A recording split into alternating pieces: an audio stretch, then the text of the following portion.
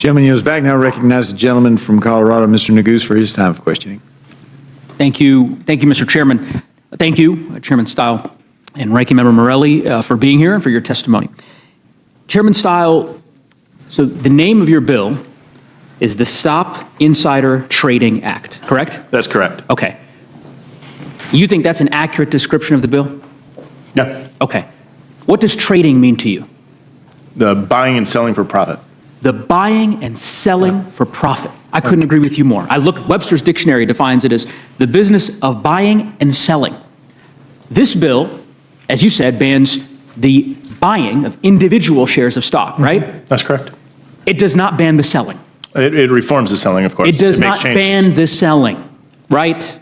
You're allowed to sell as much stock as you would like as a member of Congress under this bill. Is that wrong?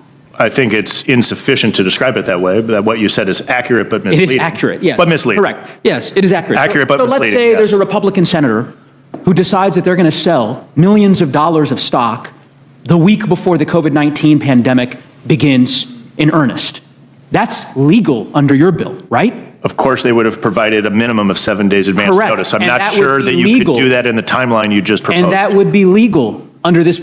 This isn't a hypothetical. A Republican senator, 7, 8 days before, 9 days before the COVID-19 pandemic began in earnest, sold millions of dollars of stock. Under this bill, that would not be illegal, right? But of course, they would provide notice. That's the part that you don't want to discuss. I understand the notice, but here's what I don't understand why you don't just, hold on, I'll give you a chance to explain this. You could defend it on the merits. You've clearly decided that the buying of stock, right, is a practice that you don't believe should be permitted by members of Congress. I agree. Okay. But for some reason, you've decided that the sale of stocks, individual stocks, is completely fine, but for the notice requirements that you've now imposed in this bill. And I don't quite understand that disconnect, because there are many bills that have been introduced, including a bill I introduced 7 years ago with Chip Roy and other members of this body that has 140 co-sponsors on it, that would ensure that the sale and the purchase of stocks is banned.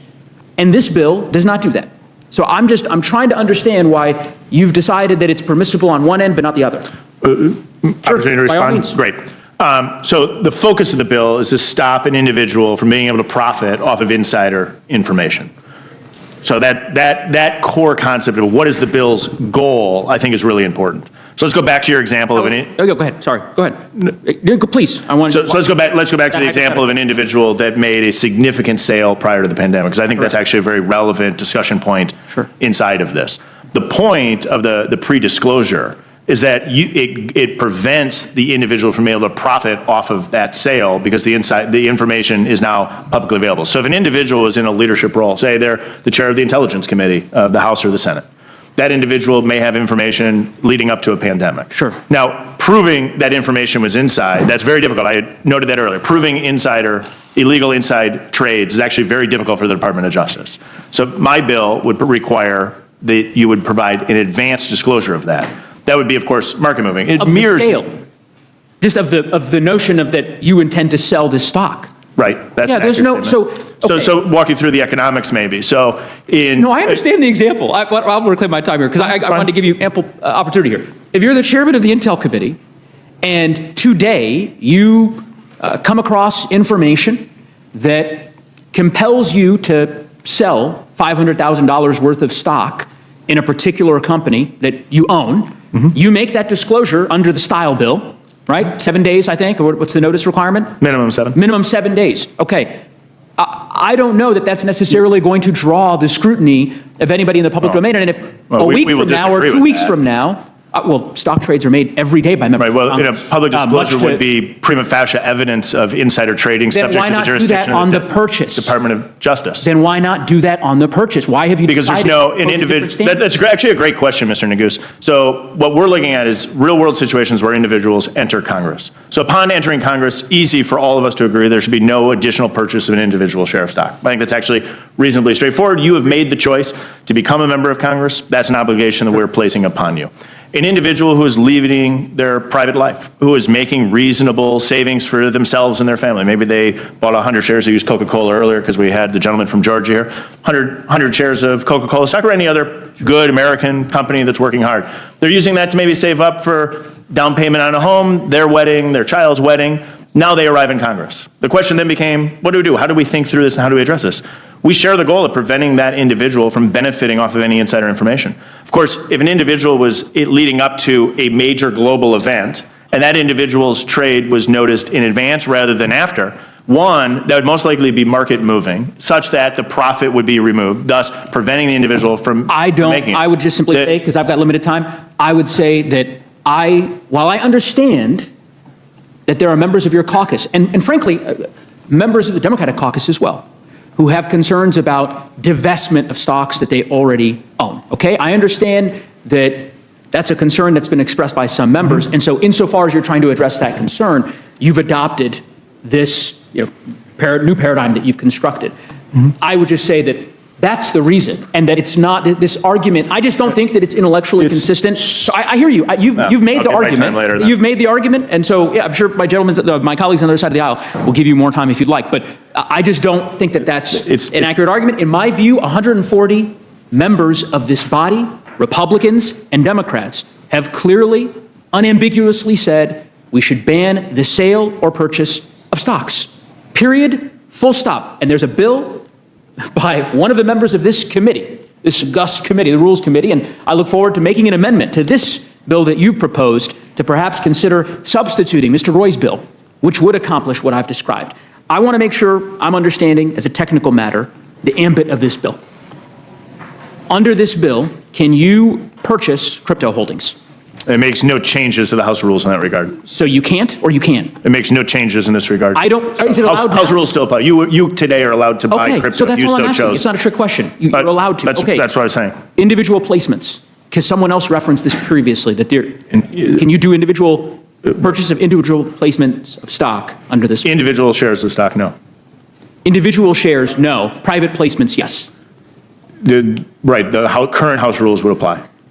Correct. Okay. Right. So if it's easier, I'll frame it that way. I'll use current House rules apply. Okay, fine. But what I want to make clear to people who are listening is there are significant restrictions in place under House rules. I wouldn't want somebody to walk away and think that no other rules apply. Okay, I want to make sure that they're clear that current House rules apply. Let's use your language. Yeah, I think it's more accurate. Under current House rules, members of Congress can buy crypto holdings, and under your bill, that does not change, right? There's no change. Okay, and under current House rules, members of Congress can buy stocks through private placements, and under your bill, that does not change, right? No change. Okay, and under current House rules, members of Congress can buy stocks, can buy industry-specific mutual funds, right? That's accurate. And that does not change under your bill. Does not change. Okay, and under current House rules, members of Congress can buy bonds, right? Mm-hmm. And under your bill, that does not change. You still buy bonds. And there are countless other pieces of legislation that members of Congress have introduced, myself included, that would ban all of what I just described. That is the point. I would say, with respect to Mr. Morelli's comment about the prediction markets, I do not understand, and perhaps you can illuminate this for me. The House Administration Committee has jurisdiction over member participation in prediction markets, right? That's accurate. Okay, you're the chair. Along with others, but yes. But you've got principal jurisdiction. Yeah. Yes. You're in charge. Okay. 4 months ago, the United States Senate, on a bipartisan basis, on a voice vote, took action and said, you know what?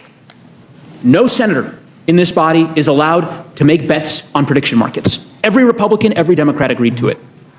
Why can't we? We have moved forward legislation in the Committee on House Administration on this topic. Let's I look do it forward today. to. Why can't we? I'm saying this happened in April. We could do a one-page resolution. We could just literally cut and paste the Senate resolution, and we could pass it tomorrow. Will you help us with that? Yeah, so I've been supportive of making restrictions in the prediction market space. Why isn't it in this bill? We have two different pieces of legislation. We moved through, obviously, prediction markets are a reasonably new and novel technology available to American people. It took the Senate a day.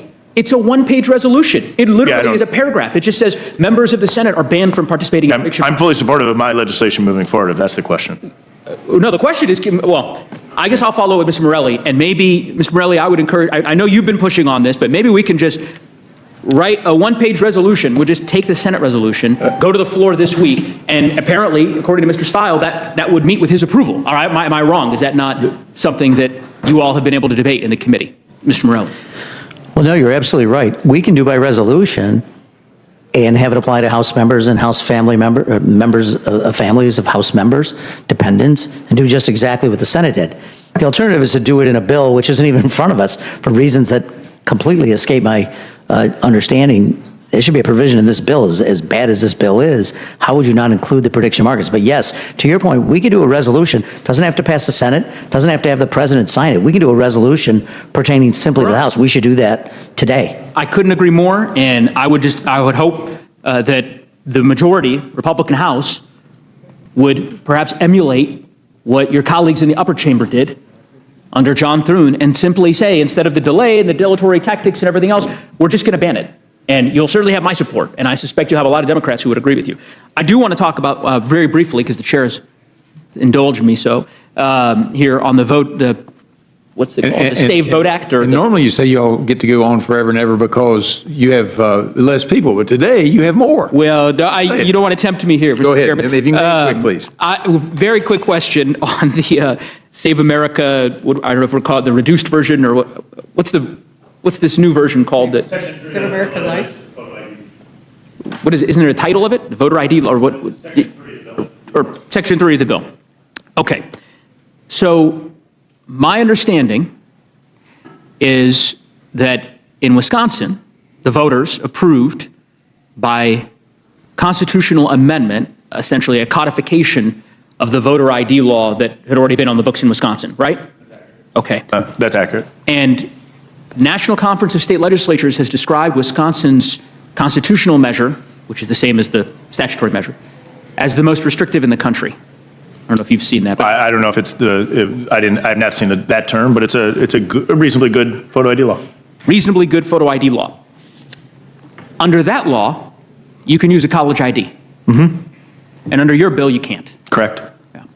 And I'm trying to understand why, if that, as you said, reasonably good standard is good enough for your constituents and the people that you represent in Wisconsin, there are plenty of constituents of yours at a variety of different colleges and universities that you represent that right now comply with what has been described by others as the most strict voter ID law in the country by using their college ID, but their congressman is championing a bill that would tell them that they no longer can do that. I don't understand that. Sure, great question. Universities across the country, including in my home state, issue IDs to non-citizens, issue IDs to illegal immigrants, as many states do, many of them blue states. The state next to me, the state of Illinois, issues driver's licenses, for example, to non-citizens and including illegal immigrants. And so this is a standard to say, how do we make sure that we are protecting the integrity of our elections? And we believe the best way to do that is through the forms of ID as listed in the bill. So the Wisconsin standard really isn't the reasonable, I think the word you used was reasonably good standard. That doesn't sound like, it sounds like it's. I don't think it's, I don't think the standard to get a student ID is nearly as sufficient. No, I didn't ask you that. I said the Wisconsin law. Right. That 62% of the voters of Wisconsin a year and a half ago decided they'd put in the state constitution. Right. That you 5 minutes ago described as a reasonably fair standard. Yeah, I'd say it's apparently did not meet well, it's definitely the muster here at the federal level. Well, sure. The Wisconsin standard is way better than a lot of other states. I mean, a lot of states have nothing. In the state of Minnesota, next to my home state, you can vouch for 8 people. I think that's disastrous. Why not emulate? Well, because I don't want to look anything like Minnesota. No, Wisconsin. I'm saying, why didn't you're the Wisconsin. Because I actually think we can do better. Yeah, so I think Wisconsin beats most states, no doubt. I'm not uniquely familiar with your home state's photo or voter laws, but I can tell you in the neighboring states next to Wisconsin, we got some disasters on our hands. How much time do you have under this law, if you vote provisionally, if you don't have photo ID, to be able to then ensure that your vote still counts? What's the time stamp? You'd reference back to your state law on that. I thought the standard here was 3 days, or is that wrong? Is it? Oh, it is 3 days. I apologize. 3 days. I apologize. 3 days. 72 hours. Right. So if you forget your ID, you forget your ID. You've got 72 hours. That'd be accurate. And if you don't do that, then your vote doesn't count. Right? Right. You would not have cured your ballot. Correct. That's right. Do you know what that time period is in Wisconsin? Go ahead. It's a lot longer. Yeah, we also have Lot many longer. weeks of early voting. So an individual hear ya. could go in and do their early in-person vote I would- safely in the state of I would Wisconsin. And say, if you Chairman forgot it, you Steil, could show up day after day after day. I would just simply say, obviously, I believe Colorado has a gold standard, but if it's good enough for the people of Wisconsin, I'm just, again, don't really understand why you would champion on the one hand the Wisconsin standard and then simultaneously propose a far more exacting. In my view, if the gentleman will give me the time, I'd be happy to answer the question. You don't want to hear the answer. Probably beaten this horse to death here. So in any event, I thank you both. Gentleman yields back. I will yield back. Congressman Joe Neguse put Rules Committee Chairman Bryan Steil on the defensive over his Stop Insider Trading Act.